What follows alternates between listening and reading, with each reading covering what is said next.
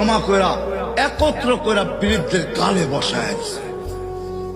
বৃদ্ধ কিচ্ছু বলে নাই, শুধু উপরের দিকে তাকায় দুই তিনটা শব্দ উচ্চারণ করছেন।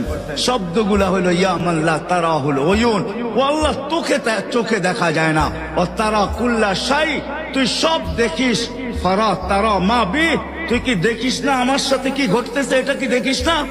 বলতে দেরি যুবক, মরতে দেরি হয় নাই। জমিদার চলে আসছে, প্রতিশোধ নিবে। বৃদ্ধের একদিকে মুস্কি হাসি, একদিকে বলতেছে প্রেমের খেলা এমনই হয়। জিজ্ঞাসা করছে কিসের প্রেমের খেলা রে?